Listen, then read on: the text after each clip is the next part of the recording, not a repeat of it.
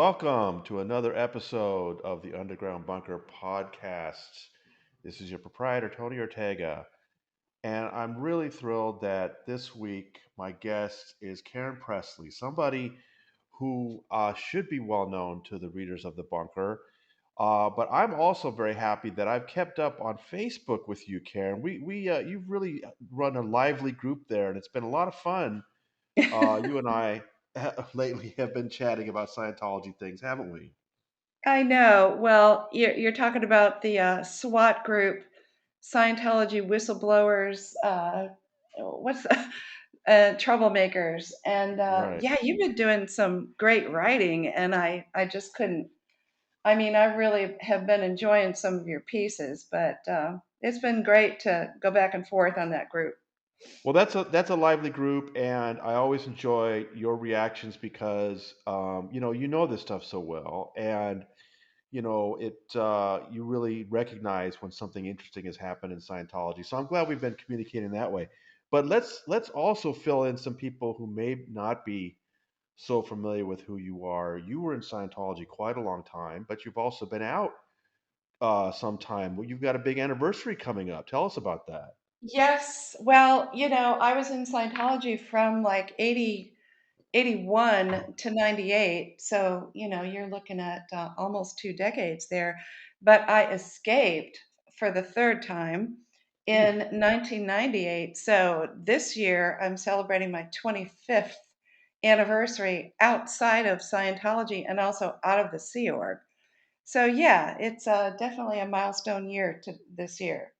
Congratulations. And so three times. I mean, I've talked to people that it took. Why does it take multiple times to get away from this thing? I think you know the answer to that, but I'll be glad to tell you my personal experiences. I mean, I escaped the first time in 1990, right after Greg and I landed at the International Management Headquarters, known as Golden Era Productions. But I came back because Peter did not want to leave. My then husband, Peter Schless. I stayed for, we toughed it out for another 2 to 3 years. I escaped again in 1993. I mean, that was even before the hole was started. But Right, right. even prior to the hole, I mean, David Miscavige was, I recognize him in my, as a suppressive person years before I ever finally got out. But honestly, Tony, the only reason I came back was because my husband, Peter Schless, did not want to leave. It's not like I wanted to stay in the Sea Org. I wanted out. I didn't want out of our marriage, but I wanted out of Scientology and out of the Sea Org. So when I came back in 93, which was crazy that I did that, I stayed another 5 years. Oh, And 5 years, during that 5 years, I admit it, in retrospect, I see it now. I didn't then, but I became more radicalized. I move up the ranks in the Sea Org at the INT base. I moved into higher positions. I held the International Management Public Relations Officer post and worked directly under Guillaume Lessev, the executive director international. And then I began doing special projects for David and Shelley Miscavige to improve the image of Sea Org members around the world. Because I had a clothing design background, they gave me all these projects to design new clothing and image projects at Flag. I worked in Australia, in Copenhagen, all around the US. And I worked directly with David and Shelley on those projects. So that was during those last 5 years. And it was during those last 5 years when I was basically traveling around the world. That was really eye opening because I saw the conditions that Sea Org members were working in around the world, living in poverty, working slave hours. And meanwhile, we were at INT management, we were taking in a good 7 million a week. And when I saw all that, I just couldn't live with it. And Peter was oblivious to it. He lived in his music studio. He was like, I see nothing, I know nothing. And he wasn't grappling with the same issues that I was. And the music And studio was where? pardon me. In that music studio that he spent time in, where was it? Well, it was at Golden Era Productions. He was a gold musician, so he was at the Int Management base in the Gold Music Studio, and he was there like 24/7. We hardly ever went home, and he didn't have any perspective outside of the music studio. He also worked directly under David Miscavige's thumb, so he was completely, uh, for lack of better words, radicalized and indoctrinated to the max. So he couldn't see or understand anything I was saying in terms of what I saw at Scientology bases around the world, and he rejected my claims. And I had to come to terms with the fact that I had really lost him. He was gone to me, and so I finally left. I escaped in 1998 for the third time, and I have And what? managed to stay out. And when you say escape, what did you have to do that time to get out? Well, each time I literally had to escape, like in the middle of the night, sneaking and this and that. But on the third time, I actually planned my escape, and I literally left the base behind the train of buses that would leave the int base every Saturday afternoon after our renovations were over at like 4:30 in the afternoon. And when I got to our berthing, which was off base, I grabbed some clothes, threw them in a laundry basket, and literally made it look like I was going to do my laundry. And I got stopped by a security guard who saw me, who made a joke. Oh, you have to do your laundry? And I said, yeah. But he never questioned why I didn't just walk down the sidewalk and go to the laundromat. I put the Hmm. basket in my car and I drove to the gate, and the the gate opened and they let me out. And I literally drove away, and I was wearing a beeper. And within about a half an hour, because I didn't report to the base for the evening dinner muster, they started beeping me and beeping me and beeping me, and it was bouncing all over the front seat. And they said, return to the int base immediately and all that. And of course, I didn't. And a guy who had been helping me with my uniform projects met me in Los Angeles and literally helped me to escape. He put me in a hotel. He drove me to Las Vegas the next day and walked up to the Delta counter, bought me a ticket, and put me on a plane. And I left my car in the Las Vegas airport. Wow. And that's how I got out. And Peter started calling the next day because I'm sure he knew I would be with my mother in Atlanta, which is exactly where I was. And he said he was going to report me as a missing person. And I refused to take his calls because I knew that if I talked to him, I would break down and come back just like I had done the first two times. Right. And I can't tell you how difficult it was to just say no and not talk to him. And that was the last contact that we had ever had. And we had been married 21 years. So you were not only escaping from this controlling organization, but you had to leave the marriage at the same time, and you had been over this with him. He just wasn't ready to see the same things you saw. Yeah, exactly. That's exactly what happened. And for me, it was the worst time in my life because, I loved my husband and I didn't want our marriage to split up. I just wanted to return to normalcy. I wanted my life back. I mean, we had a great life prior to getting into Scientology. We were in the music business, we were successful, we had some hit songs, we owned a recording studio. I started a music publishing company to publish his music, and I had always also been a designer. So I wanted that life back because that's who I really was. And Peter had really lost it. He had lost himself. How did you And go for from that? How did you go from writing hit songs, having a music business, to both signing up to be basically indentured servants at the int base for Scientology? well, it makes no fucking sense, does it? I mean, I describe this is why I wrote my book, Escaping Scientology, because it's really hard to answer that question succinctly. So, I took like 400 pages to answer that question, but Yeah. um, you know, it's it's hard to put it into words. You're asking me repeat your question because it's such a big Well, question. It's hard to zone in on it. I guess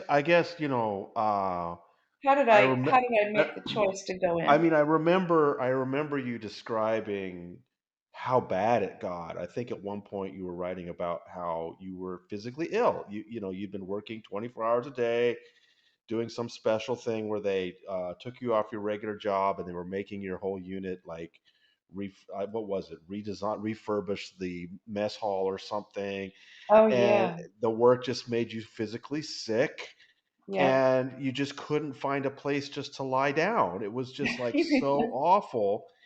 And it led to you finally realizing this life was not for you, and you went to your husband Peter and you tried to talk to him about it, and it was just like talking to a brick wall. And I remember Yeah. thinking how horrible that must have been. And then you've just now described how you finally got away. I mean, when Yeah. we talk, just as an aside, when we're talking about Mark and Claire, for example, there were awful moments where Claire thought Mark had escaped without her, and Mark knew that he wouldn't be able to communicate. But ultimately, they both escaped and were reunited, and it's a wonderful story. But Yeah, they had a great story. your story isn't like that. I mean, you had to. This guy just wouldn't wake up, and Right. so you had to escape on your own. And so I guess the question I'm asking is now you were mentioning that before all of this, you guys had some hit songs together, and you had a publishing business, and you had a music studio, and you said your life was great. How did it go from there to becoming these indentured servants at the int Yeah. base? Okay. Back to that. Because how did it go from that? Because honestly, 1985, the Portland Crusade. Ah, Peter and I went to Portland to help the church defend against quote unquote religious discrimination. I right, mean, we were so brainwashed then, we didn't realize what was really going on with the lawsuit with Julie Christopherson, who was suing the church. right, So we put, we put a whole band together. We filled up a plane with musicians and equipment. We, the plane took us to Portland. We showed up like the troops on the ground, like boots on the ground. There we were defending our church.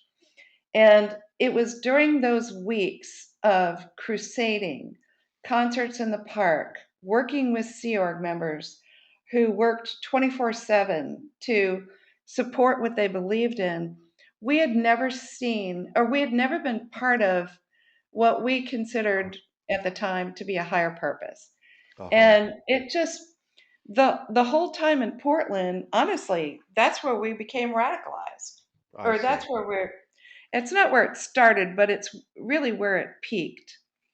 Because it was right after the Portland Crusade, we came back to LA and to resume our lives. And we were floundering. We felt like, the only thing we wanted to do was to help Scientology and work for Scientology. We were completely and totally taken in. And, Wow. the question is, well, how does somebody become that way? Well, how does anybody get radicalized? I mean, I write about radicalization in my book. And, I don't know if this is a good time to talk about that. Maybe we'll talk about that later. But that is what happened. We became radicalized. And, you know, Peter and I literally moved out of our home. We moved into the Manor Hotel Okay. and downsized all of our furniture. And then the next thing you know, we joined the Sea Org. So, otherwise known as the Hollywood Celebrity Center, right on Franklin. otherwise known as the Hollywood Celebrity Center. And thus began the adventure of the Hollywood Celebrity Center. Wow. Well, let me just for those of our newer folks that aren't familiar with Portland, just the one thing I want to point out about it, the reason why Portland was such a big deal and why all these Scientologists in the West Coast were brought up there to Portland to picket around the courthouse. The reason why that lawsuit in particular was so important to Scientology and freaked out the leaders was that what Julie Christopherson was doing was like Larry Wollersheim in also in Los Angeles around the same time. These two lawsuits were so scary for Scientology because they were suing over Scientology itself being harmful. See, today we Hmm. hear about Sea Org workers suing over their treatment as workers, trafficking, and then you see some other lawsuits about fraud and harassment. But what made the Christofferson and Woldersheim lawsuits so scary for Scientology was these were former Scientologists saying that Scientology's processes themselves, the actual stuff of Scientology, had harmed them. And those two juries agreed and each brought in verdicts of about $30 million each.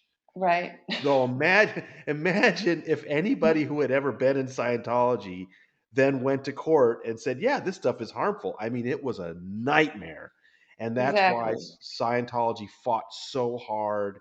They had all you guys go up there, circle the courthouse, and it worked. The judge blinked and decided to vacate the ruling, and ultimately I think she got something like $10,000 or something when she was looking at 30 million. So Yeah. that was a major moment in Scientology history. I just want people to understand, and I can understand how for someone like you that must have been something. It's like we're fighting for the church's survival. We're here to It get to, was.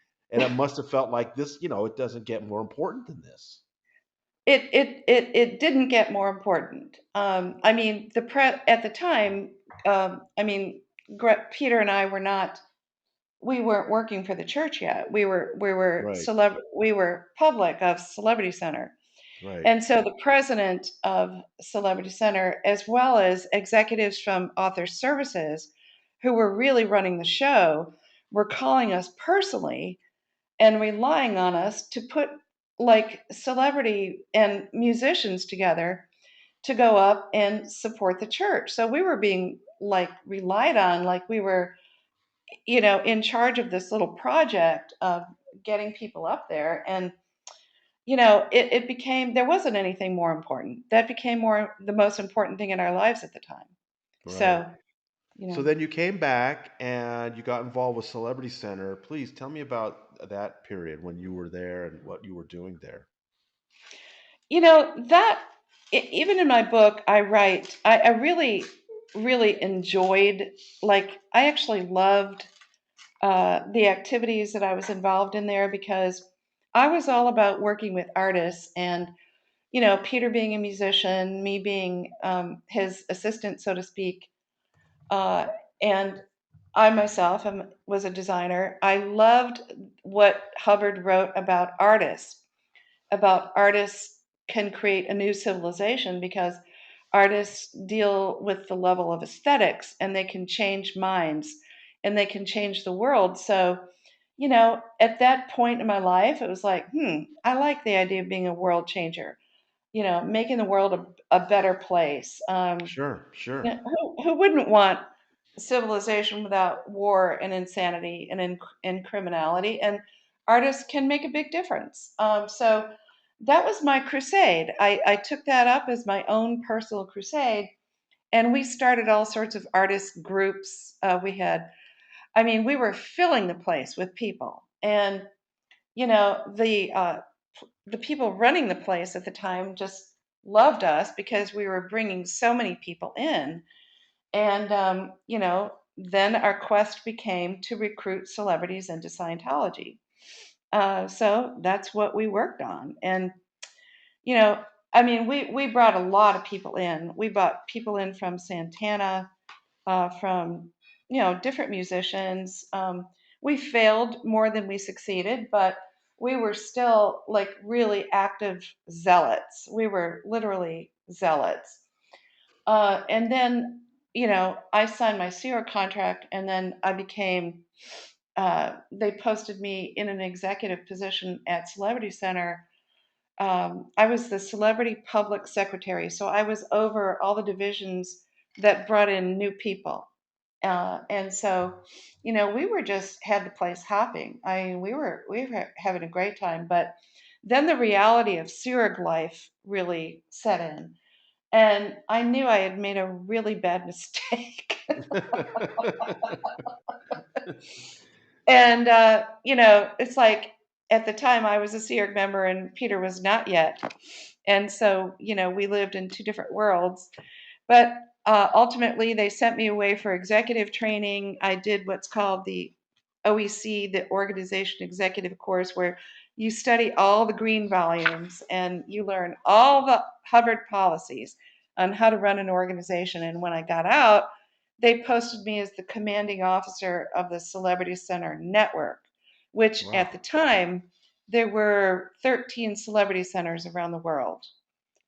Paris, London, Dusseldorf, Nashville, etc. Right. Now the network is like probably less than half of that. But Right. when I was the CEO of the network, I never should have taken that job. But in any case, I really didn't want to be an executive. I preferred to work with the arts. And anyway, long story short, Peter then joined the Sea Org. David Miscavige personally recruited Peter to sign his Sea Org contract and brought him up to Golden Era Productions to be a gold musician. And so when Peter went up to gold, I left Celebrity Center and went up to the Int base with him. Mm. So that's how we migrated over the rainbow, so to speak. Well, let me ask you, when you were with Celebrity Center, what was, and you said you were trying to recruit people and it failed more than you were successful. But let me ask you the question that I always get asked. What's in it for the celebrities? What is the appeal? What are you trying to convince celebrities is the reason that they want to be associated with a celebrity center? What are the things that you think sometimes do work? Well, that's a great question. A lot of people cannot comprehend what would be the attraction. But you got to picture, okay, let's say that you're an up and coming artist, singer, musician, whatever, actor. And you walk into the celebrity center, which automatically surrounds you with support personnel, and they love on you. And they tell you this is your safe place in Hollywood. This is your refuge. This is where you can come when you have troubles, if you need help, if you need a shoulder to cry on, if you need a safe space, in addition to, of course, training in Scientology and, becoming an OT, an operating Thetan, moving up the bridge, going clear. So there's this Scientology side of like, what Scientology promises to give you, but it was also a culture. Celebrity Center offered a culture that none of the other organizations of Scientology offered. And, I've described to you what that culture is. Right. And as a matter of fact, in my book, for those people that don't know, it's called Escaping Scientology: An Insider's True Story. My book has chapters that describe what is the Celebrity Center, what did Hubbard intend for celebrities, and how were celebrities treated. So when you think about what it offers, I mean, the whole point about offering a safe place. I mean, when you're an up and coming artist, musician, actor, whatever, and you're struggling with competition and you're auditioning and you're not getting cast and you have losses and the competition is so heavy and you have trouble believing in yourself, this is where you came. It was a safe place. It was a refuge. Right. Is It was like, come home to mama. We'll take care of you. can you name one or two of folks that worked on at the time? Well, for example, interesting. After actually from the Portland Crusade, some of the musicians that we brought up there were from Santana's band, Okay. Michael Carabello and Greg Enrico. Now they were already successful musicians in Santana, but they wanted to do more and be more and make more, and so we got them into Scientology for a little bit. But I think when they saw what was going on and how much it cost, they didn't want it. Right. Another person we got in was Frank Stallone. Frank Stallone is Sylvester Stallone's brother. Right. Um, we brought Frank up to Portland to be part of the band, and we got him into Scientology as a result of all that. We met Sylvester Stallone through Frank because Frank and Peter Schless co-wrote the song to Sylvester's movie, Rambo: First Blood Part 2. Hmm. And Okay. so we met Sylvester in the studio. So we had already gotten Frank into Scientology, and our goal was to get Sylvester. But we could never get through to him because he was always surrounded by bodyguards. And so that didn't work. The contact was there, but we couldn't really develop it. So Frank was involved in Scientology for a little bit, but it didn't take long. He caught on with what was going on. He didn't like it, and he left. Okay. Um, I mean, there were so many people that did come in. Another guy, Greg Raleigh, who was this great musician with Santana keyboards. I think he also played for Journey. And his wife Garnett, we brought her in, and she got really involved. And to my knowledge, she's still involved to this day. So we had our wins, we had our losses. Yeah. And what were some of the I mean, it seems to me like one of the things that the Hollywood Celebrity Center uses, particularly with these new celebrities to get them interested, is the Purif. Did you find that that was something that you could use to kind of get people interested? Yeah, it was attractive to a lot of people for obviously for health reasons. It has, when you first start reading about it, it offers some great. Well, it has some credibility in terms of purifying your system. But once it was a good recruitment tool. It's not something that we particularly used. We used more of the artist development, you Okay. know, uh, removing blocks to your communication, improving your communication so that you could be a better actor or a better musician. So we always went in on that, like improving abilities that would directly affect their creative careers. That's what we usually used. Okay. And the other thing I wanted to ask you about is PR. You've mentioned that you were definitely involved in that, and you must have seen it at the Celebrity Center. One thing that I'm very interested in is how Scientology sort of helps celebrities with public relations. And was that something that you saw? Oh, that is a very sticky subject. That was always a very, very sensitive subject. Of course, when I was there, now this was like, late 80s. Hmm. Late 80s. I think I left in 89 or 90. Okay. Uh, so the internet was not real prominent yet. But the reason I say it's a sensitive subject is because at Celebrity Center, we were relied on to develop celebrities in their case progress, meaning going up the bridge, so that they would become more capable, more able to do public relations, meaning endorse Scientology in public, endorse it in their career, endorse it in public, endorse it in the media. Wow. And that was our biggest target, our biggest goal. And those of us in executive positions who were responsible for uh, getting celebrities up the bridge, that is what we were pressured for. And so there were very few people who could really speak out in public about their wins in Scientology. One of them was John Travolta back then. One of them was Ann Archer. One of them was Kirstie Alley. There were a handful of people.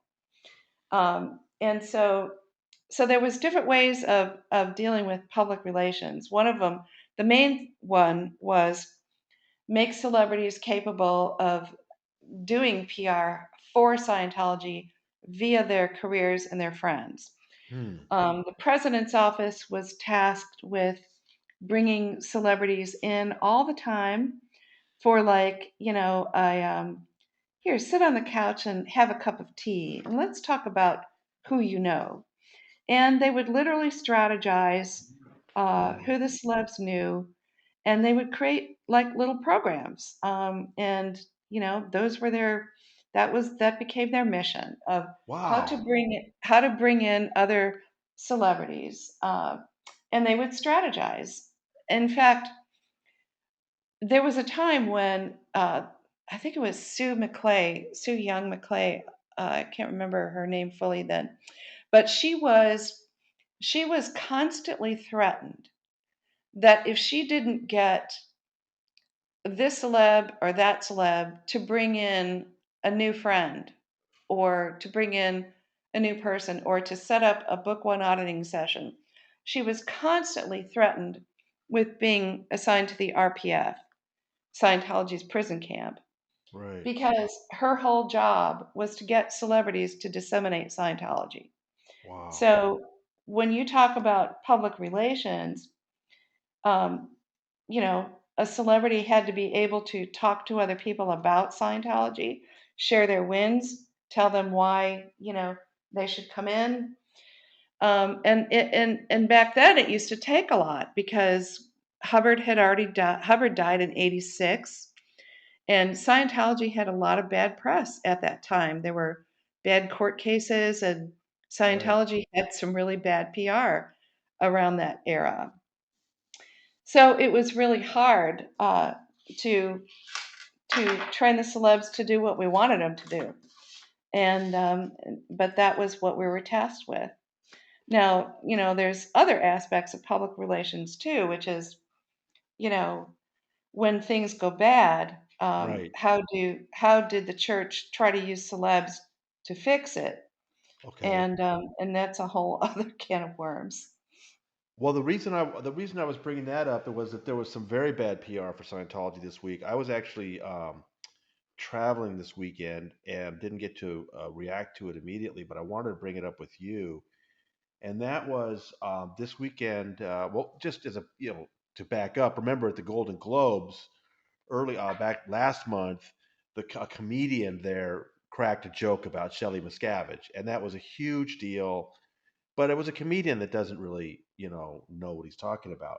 Then Right, this past weekend, Judd Apatow at the Directors Guild Awards um, made some jokes about Tom Cruise, and they were the kind of some of them were kind of the typical thing where he's making fun of the fact that he does his own stunts and that he's not very tall.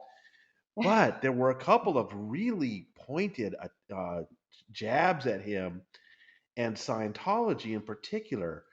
And the reason why it's really interesting with Judd in particular is that he has a history with Cruz, and I wanted to remind folks about that. Seth Rogen came out with a book, I don't know, not too long ago, and he wrote about how in 2005, so that's that killer year when Tom kind of was acting as the ambassador for Scientology and argued with Matt Lauer and jumped on Oprah's couch, right, that Seth and Judd were hanging out with Tom and had a meeting, and then at some point, Judd brought up this whole thing about the public thought that Tom was losing his mind, Hmm. And Cruz then said that this was intentional. He said because of that's the psychiatry profession was behind it. And Tom said, and they asked him why, and he said because my exposure of their fraud has cost them so much money that they're desperate. They're scrambling and they're doing everything they can to discredit me so I won't hurt sales anymore. And at that point, Seth said, Big Pharma made you jump on Oprah's couch? And Cruz responded, they edited it to make it look so much worse than it was. They do that all the time. You should see what they do to my friend Louis Farrakhan. Oh, And wow. yeah, and so Seth Rogen writes about how that was so startling. How could he, forget something like that? So My uh, friend Louis Farrakhan. Wow. yes, and then Judge said, well, Farrakhan has said a lot of blatantly anti-Semitic things, and Tom said, no, he's great. So this is the background that Judd and Seth have with Tom Cruise going back Hmm. years. And so that's why I say it's important to keep that in mind that now you see Judd at the awards saying something like, where he said that every time Tom Cruise does one of these new stunts, it feels like an ad for Scientology. Scientology. Yeah, I And know. That and was then he that said was deep.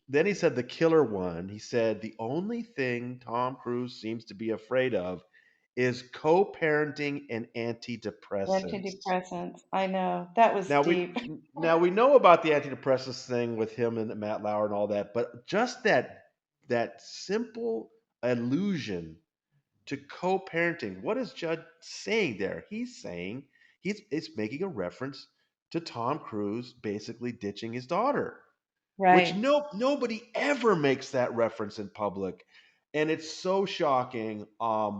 And that's why I say these weren't jokes. I mean, this was Judd Apatow really attacking Tom Cruise in a way that Cruise has not been attacked in a long time.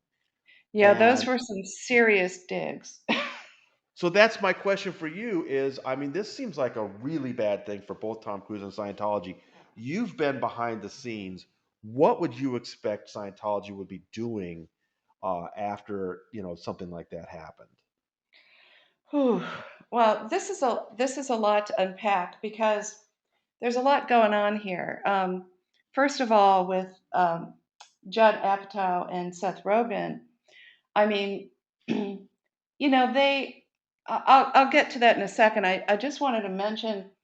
I mean, everyone in Hollywood who works with Cruise or who is on a professional level with him, or even as an observer, they see his brand, and it's like, how do you react to his brand? Because he is a guy who is now showing up in jokes because he has ditched his daughter. He has basically broken up 3 marriages. He supports a cult that is involved in lawsuits for human trafficking, slavery, sexual abuse, and on and on. And this is a guy who has that side to his brand. That's his values. He supports a group who knowingly does that stuff. And yet, he's a fabulous movie maker. He's a great actor, great director, incredible stunts. He seeks perfection. And so, on a professional level, his brand is superlative in terms of movie making. But when you get down to his personal values, his brand, he's branded as a vile human being. And so, to the extent that now jokes are digging in on his personal choices, and instead of respecting him for his professional accomplishments, what does he get? He gets the digs on his personal choices. And I think he really deserves that because, his values are at the bottom. He turns a blind eye to crimes and oppression. And so that's what I wanted to say about values and his brand, because his brand Right, is like a double-edged sword. right, But in terms of how the church would respond to this, okay, there's a lot to that, really. Back in my day, when Scientology was less prominent in the media, let's put it that way. Mm-hmm. If there would be critics, whether it's on in a television news, a journalist in a print publication, whatever, any sort of media, who would criticize Scientology. I mean, the church goes into automatic gear on what to do. I mean, Mike Rinder has elaborated on this a lot, but I mean, you've got the celebrity side of it, you've got the legal side of it, you've got the OSA side of it. But when I was in Celebrity Center and we were responsible for helping celebrities to deal with this, I mean, back in the day, we would have gotten the person in. Let's say it was Tom Cruise in his early days. We would have we would have brought him in. We would have sat him on the president's couch. We would have talked him through this over a cup of tea and discussed what happened, and he would share, what he was hurt about or what he was upset about. And then from there, we would design a personal program to get him fixed and repaired, and we would put him into auditing sessions to handle his emotions and his what was called charge. Um, we would maybe send him to correction for failing to apply certain Hubbard policy on handling suppressive persons. That was another thing. Back in the late 90s, or excuse me, late 80s, early 90s, there was a course that came out called the PTSSP course, Mm-hmm. Potential Trouble Source Suppressive Person course, Confronting and Handling Suppression. And everybody at the Celebrity Center was made to do this course. All the staff and all the public had to do this course, and they had to do a course called the Professional TRs course. And the whole point was to train people to confront and handle suppression, because that is, like Judd Apatow and Seth Rogen, the church would automatically interpret them as or label them as enemies. And when you're an enemy of the church, you get dealt with a certain way. You're attacked, you're maybe PIs after you, you're investigated, noisy investigations, people dig up dirt on you, they publish the dirt in whatever their own websites or publications. Scientology has a very precisely orchestrated set of policies written by L. Ron Hubbard that you don't question, you just do, and you go into attack mode of critics like that. So These so days, sorry, so what? so well, just so what I'm hearing is that based on the way things were handled when you were there, you would expect two different things. One, Cruz would be brought in for some kind of correction or whatever, talking to about, why are you being attacked by these people publicly, and maybe Right. find some kind of program for him. At the same time, that the usual thuggish thing would be turned on against Judd and Seth, which I hadn't thought about that. I think we're going to need to keep an eye out. I would assume on the first half of the program, we're going to see Cruz and Judge show up somewhere before too long, acting like buddy buddy to make sure everyone realizes everything was fun and light. But it will be interesting to see if maybe Scientology doesn't turn out its thugs on these guys, and who knows, maybe suddenly Judd Apatow will find himself in a little bit of a scandal before too Yeah. long. This is how Yeah. it works. I think it's Interesting. worth keeping an eye on, Yeah, because yeah. I mean, he was front and center at Directors Guild. I mean, when you think about it, this kind of thing used to be, back in the late 80s when I was an executive there. When if this sort of thing happened, I mean, it created explosions within the executive structure. I mean, OSA would, COB, RTC, the whole church would rally to create programs to destroy that critic, Wow. and not hold anything back. to bring down critics of Scientology. I mean, on a smaller scale, much smaller scale, look at what Scientology is doing right now to Mark Headley. Mark Headley is he was a former Sea Org member who left some years ago, I think around 2010 or so. I'm not sure, but uh, Mark Headley is a very successful audio visual. He owns an audio visual company, Yeah. and he's very successful.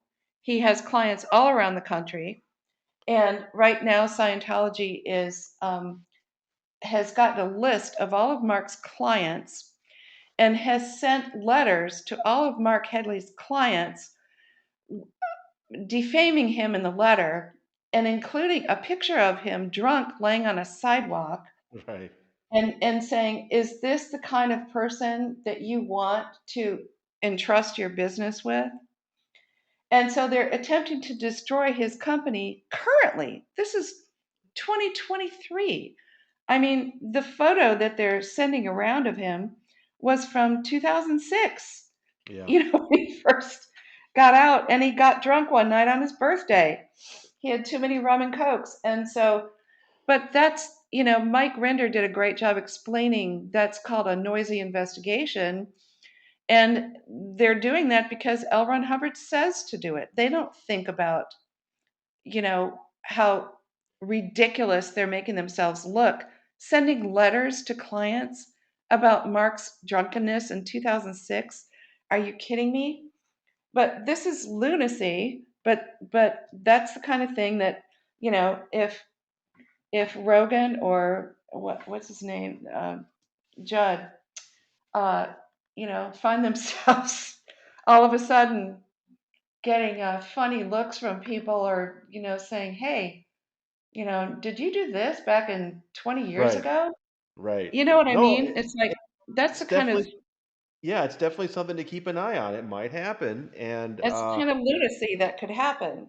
right. No, I remember South Park, for example. Again, we're going back to the mid 2000s, but when South Park did its amazing episode about Xenu and everything, you would think Scientology would just forget about it, but they didn't. They actually tried to get a mole into the South Park offices, and we covered all that back then. I mean, Scientology, and you're right. The reason why they react that way is that L. Ron Hubbard said to do that in Hmm. policies he wrote in the 50s and 60s, and they can't change them. He's gone now, so they just keep following the same playbook over and over. It's crazy. Yeah, they follow the same playbook. It makes no sense to any normal person. It's pure lunacy. But because L. Ron Hubbard said to do it, that's why they do it. Yeah, incredible. But Hubbard and like David Miscavige, I mean, we all know, those of us familiar, we know they're the master manipulators, the master gaslighters. And, you know, I mean, they turn out people who become excellent at manipulating other people because that's what Scientology teaches you to do. Um, I mean, to bring up a very, very old example, think about Charles Manson, who,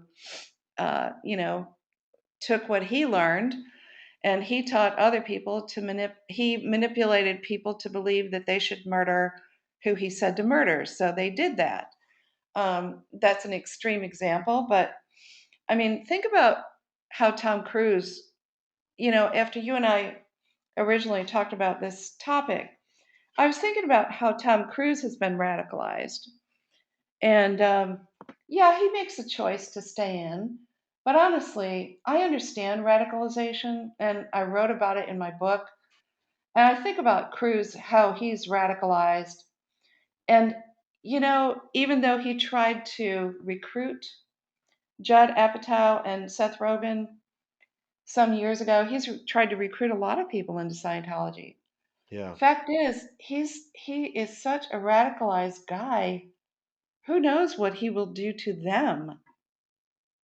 Well, that's something that I try to bring up with people because, the tabloids love this story about how Tom really wants to get out, but they're blackmailing him, or he's about to get out and reunite with. I don't know where they get this story. because I'm glad you're using the word radicalized because that's exactly what happened to Tom Cruise years and years ago. And Hmm. he, there was a brief moment in late 2004, early 2005 when both Miscavige and Tom Cruise thought it might be a good idea to actually make him a more vocal ambassador for Hmm. Scientology.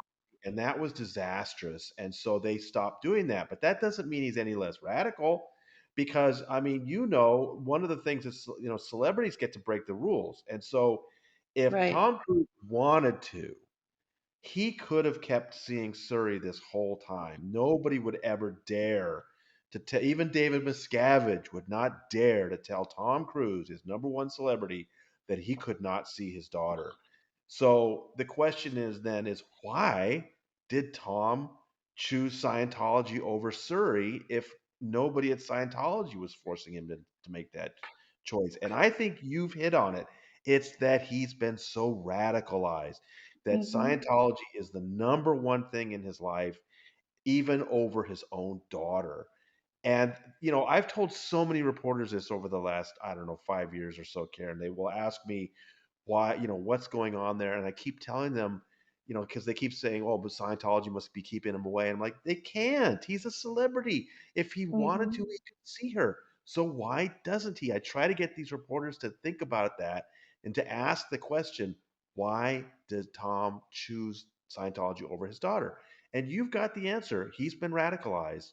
And but the people that deal with him, the reporters and stuff, don't dare ask that question, and that's why I think it's such a big deal that even though it was a little subtle and it was just one word, co-parenting, that Judd Apatow used in his thing at the Directors Guild, that was big. That was really big because this is a celebrity who knows Tom Cruise, It's and huge. Yeah, yeah, it's really huge. Well, think about it. I said Cruz has been radicalized. When you're radicalized, you don't know that you're radicalized. oh, that's a good When point. I was radicalized, I didn't know I was radicalized. But let's just look at Cruz's life. I mean, he came in married to Mimi Rogers. And the Right, church didn't want him to stay married to Mimi Rogers because right, her father was a former mission holder who was not in good graces with the church. So right, they successfully manipulated him to divorce Mimi. But on the other hand, he had also met Nicole Kidman, so that had something to do with it as well. right. But the point is at that point, they manipulated him into that divorce. But like I said, it worked in his favor. He married Nicole. So he's married to Nicole Kidman for what, 6 years? And, 10 years, 10 years, what's that? 10 years. 10 years. And I don't know all the ins and out of it. I mean, I knew that she didn't. I was at the base when Tom and Nicole would come up for training and auditing. And I had heard that, she wasn't as into it as he was. She had issues. She didn't want the kids raised as Scientologists later. So, there were various things. But let's look at it. I mean, David Miscavige had everything to do with manipulating Tom to divorce Nicole. Hmm. So but how could a man who is as self contained as he is, how could he be so manipulated? Yeah, Because he was radicalized. right. So he divorced Nicole. And then, you know, he then divorces Katie Holmes. So the guy's family life is very unsuccessful, but I really believe it has to do with being radicalized. And, I wrote about this in my book because for me, radicalization was a really huge topic. And can I just read a couple of words Yeah, here? please do. Um, I wrote that, at a certain point, I started to see that Sea Org members are the foot soldiers for a utopian cause, a slave labor workforce that increases Scientology's wealth while the staff live in impoverished conditions, comply to unthinkable demands without question, oftentimes within inhumane conditions. Why is it? Why did we do that? Because we were radicalized. And I said, Scientology's system demands secrecy, requires unquestioning obedience to a messianic leader, requires loyalty to the group above all else, and requires a devout belief in the special power of Scientology technology. That's what being radicalized is. Hmm. That's like the Oath Keepers. That's like ISIS. That's like jihadists. Right. That's radicalization. And in my book, I mentioned John Atak's book, Opening Minds, which came out in 2016, I believe. That book describes radicalization, and I'll read this to you real quick. Describes radicalization as the systematic use of thought reform to divide people from other people who they come to believe should be destroyed or hated. And that is the whole creation of the us and them culture between Scientology and non Scientologists or enemies of Scientology. Yeah. And, I write about this. The Hmm. us and them culture is created by Scientology. We're isolated from general society. We learn to hate a long list of enemies. We agree to radical living conditions.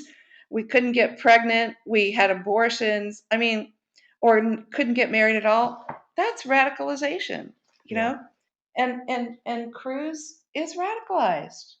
He's an independent individual, but he's a radicalized Scientologist. I totally agree, and that's I've tried to explain. People will say to me, "How could Tom Cruise believe in this kind of an organization?" And I always say he can't understand why you haven't joined. Right. It's That's like, it. it's this radical point of view he's got that this is a prison planet. Scientology is the only thing that's going to save this planet, and David Miscavige is the most important person on the planet today. If you buy into those things, then you can see why he's been doing what he's doing and why he won't say anything about, if Tom Cruise is, I mean, if David Miscavige is his best friend, why won't he never say anything about his best friend's wife and where she's been for Right. 17 years? Why won't Yeah. he see his own daughter? I mean, these are the things that a radicalized Scientologist does, and that's what people need to understand about Cruise, is he's as dedicated today as he ever was. I agree with you. I mean, it's it's uh it's hard to wrap your head around. And I do believe a person who is radicalized can come out of it. I did. Well, we got a But few minutes left. Why don't you tell us a little bit about your journey more lately and how you're doing, and then once again we'll tell people about the book. okay, well, you know, how does a person become unradicalized? Yeah, that's a good question. It's like, for me, I was in a very unique position at the time. I was doing, in like the middle 90s, I was doing projects for David and Shelley Miscavige, uniform and staff image projects. I was going around the world doing this at Sea Org bases. Yeah. And while I was traveling and I would see Scientology around the world, it opened my eyes to the truth. I saw people living in poverty conditions who worked for Scientology, while at the int base we were making millions a week. Um, it opened my eyes.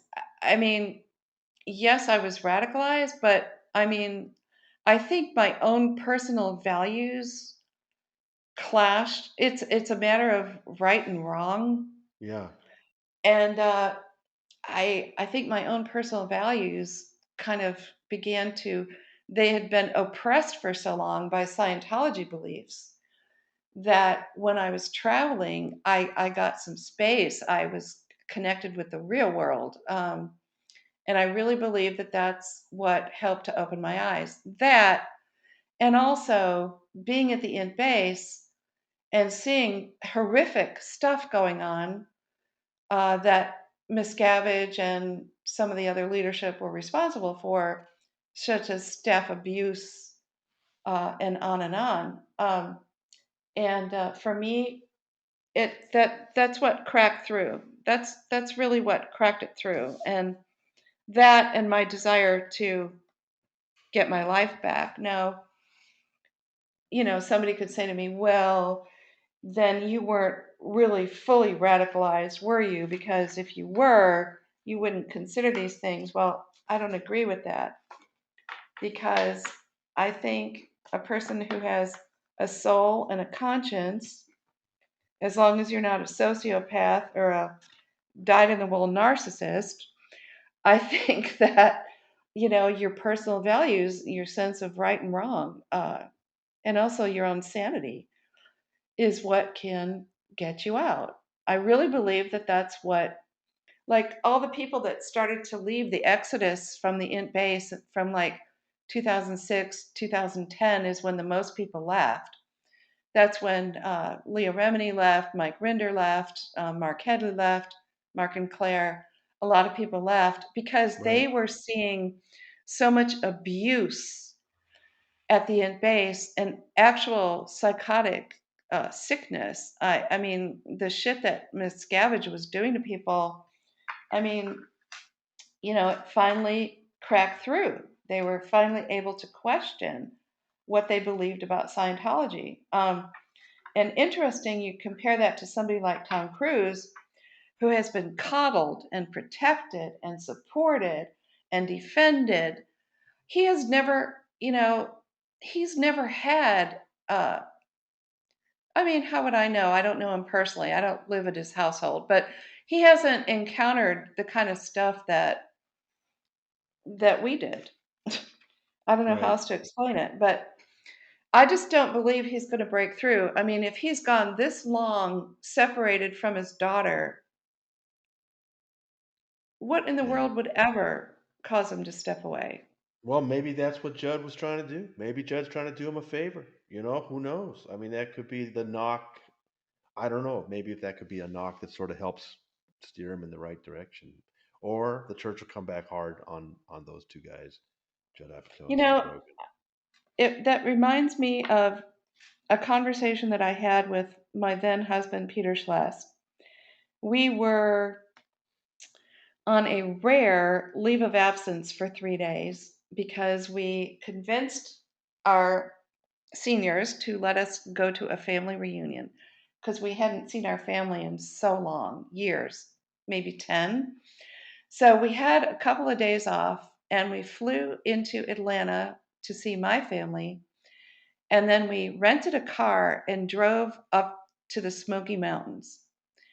And there we were in a convertible. I put this story in my book. And it was raining, and we were singing to the radio and having so much fun. And there we were free. And we had stepped away from Sea Org life for 3 days. And I brought up to Peter, I said, you know, we can have our life back again. It can feel like this. Wow. And he thought about it for a minute. And it didn't take more than a minute. And his whole face kind of got tight and kind of twisted. And he said, no fucking way. We are loyal Sea Org members. And I could never deal with Marty Rathbun coming after me with an e-meter. Oh man, that's So amazing. Peter was steeped in fear. He was Yeah. steeped in fear to pursue his own thoughts. He Right. wasn't free enough to think for himself or to make a choice like Yeah. that. So, Well, it's hard to understand what about Cruz, but I really believe that that's it. yeah, I think you're right. Hey, give us that title again so people can pick up a copy if they don't have one already. Yeah, the book is Escaping Scientology: An Insider's True Story, and it's under my name as the author, Karen Schless Pressley. It is on Amazon, and you Great. can get it Kindle or hard copy. Well, thank you, Karen. Thank you so much for joining me on this. And I think I have learned a little more about what's keeping Cruz in. And it's been a big week for him. I don't know if it's going to have any effect, but I'm glad you agree with me that that's some pretty harsh hits he took. I do. And you know what, Tony? I think you made a good point about Judd Apatow's comment about Surrey. Because even a guy who's totally radicalized like Tom Cruise is, it might only take one thing to break through that. Yeah. And maybe Judd's comment will do that. Let's hope. Let's hope. Okay, Karen, thank you so much. I really appreciate it. Talk to you Tony, later. thanks for having me. I really enjoyed talking with you. You Now I got it. will go down in Bunker Town again, again, again to witness history, ride the storm, wait to see how